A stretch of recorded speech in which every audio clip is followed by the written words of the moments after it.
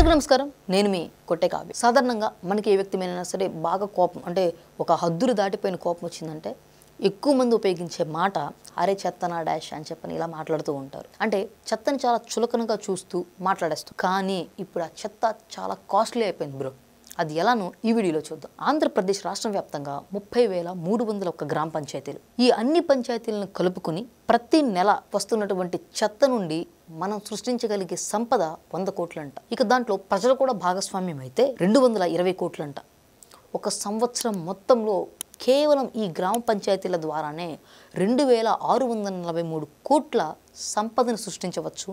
ఆ సంపదతో పాటు ఎంతోమందికి ఉపాధిని కూడా కల్పించవచ్చని చెప్పని AP deputy CM Pawan Kalyan garu ఒక ప్రజెంటేషన్ ద్వారా ఇప్పుడు కాదండి 2024 జూలై 12వ తేదీనే ప్రజలందరికీ అర్థమయ్యేలా వివరించారు. అంటే ఆ టైంలో కనీసం ఆయన తీసుకున్న శాఖలకు సంబంధించి పూర్తి అవగాహన కూడా లేని పరిస్థితి. ఆ తరుణంలోనే ఇటువంటి ఆలోచన ఉన్నటువంటి పెద్దల ద్వారా దాన్ని ఆచరణలో పెట్టేందుకు స్వయంగా ఆయన ప్రాతినిధ్యం వహిస్తున్నటువంటి పిఠాపురం నియోజకవర్గంలోని చేబ్రోలు పంచాయతీని ఎంచుకున్నారు. ఫలితం నేడు రాష్ట్ర వ్యాప్తంగా ఉన్నటువంటి స్వచ్ఛాంధ్ర పంచాయతీల్లో ఒకటిగా చేబ్రోలు నిలబెట్టిందనమాట.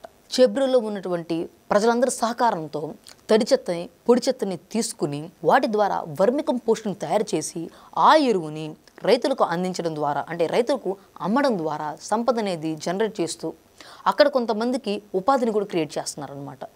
పైలట్ ప్రాజెక్టుగా ఇది కేవలం చేబ్రోలునే చేపట్టినప్పటికీ రైతులకు విక్రయించడం ద్వారా సంపదను సృష్టిస్తూ ఉపాధిని కూడా కల్పిస్తూ ఒక మంచి వాతావరణంలో పంటలు కూడా పండించేటువంటి అవకాశాన్ని ఏర్పాటు చేశారనమాట. అయితే ఇక దీనికి ప్యారలల్గానే కళ్యాణ్ గారు అనేక సందర్భాల్లో చెప్తూ వచ్చారు. స్వచ్ఛరథం అనే ఒక కాన్సెప్ట్ని తీసుకొచ్చి ఎన్టీఆర్ జిల్లా, తిరుపతి జిల్లా, అదేవిధంగా గుంటూరు జిల్లాలో పైలట్ ప్రాజెక్టుగా తీసుకుని సుమారు 100కు పైగా మండలాల్లో స్వచ్ఛరథం కాన్సెప్ట్ని కూడా తీసుకుని రావడం, దానికి కూడా ప్రజల నుంచి విశేషమైనటువంటి స్పందన రావడం మనం చూస్తూనే ఉన్నాం. అయితే పవన్ కళ్యాణ్ గారి నాయకత్వంలో చేస్తున్నటువంటి ఇలాంటి కార్యక్రమాలకు మరింత ప్రోత్సాహం అందించేలాగా రాష్ట్ర ప్రభుత్వం, కేంద్ర ప్రభుత్వం కూడా కలిసి గోబర్ ప్లాంట్స్ కూడా ఏర్పాటు చేయాలని, అంటే ఆవులు, గొర్రెలు ఇలాంటి వాటి ద్వారా ఎరువును తయారు చేసి బయోగ్యాస్ ద్వారా రైతులకు ఉపయోగపడేలాగా చేయండి అని చెప్పని సుమారు 10,50,00,000 విలువైనటువంటి నిధులను కూడా మంజూరు చేశారనమాట. అయితే ఈ చెత్త నుండి సంపద అనేది కేవలం పవన్ కళ్యాణ్ గారి యొక్క ఆలోచనతో మాత్రమే వచ్చింది కాదండి, ఆయన యొక్క ఆచరణకు ఇది నిలువుటద్దం పట్టిందనమాట. ఈ ఆలోచనని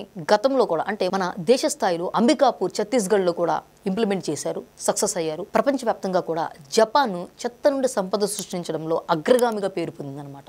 జపాన్ తర్వాత స్వీడన్, స్విట్జర్లాండ్ ఇలాంటి ఎన్నో దేశాలు కూడా ఈ వరుస నిలిచాయన్నమాట. అయితే మనం సాధారణంగా కొన్ని మాటలు అనుకుంటూ ఉంటాం, ఏంటంటే పేదరికం లేని సమాజం కావాలి, కరప్షన్ లేని వ్యవస్థ ఉండాలని చెప్పని. నిజంగా ఇలాంటి మాటలు కేవలం మాటలు మాత్రమే కాదు, చేతల్లో ఇలాంటి వాటికి పూనుకుంటే అంటే ఆచరణలో పెడితే వాటి ఫలితం ఎలా ఉంటుంది అనేందుకు నిదర్శనంగా నేటి వరకు చెత్త ఉన్న పల్లెలు ఇక మీదట సంపన్న పల్లెలుగా మారబోతున్నాయి అనేలాగా పవన్ కళ్యాణ్ గారు తీసుకున్నటువంటి ఈ ఆచరణ విధానం నిజంగా హర్షించదగ్గ విషయము, జన సైనికులందరూ కూడా గర్వించదగ్గ విషయం అనమాట.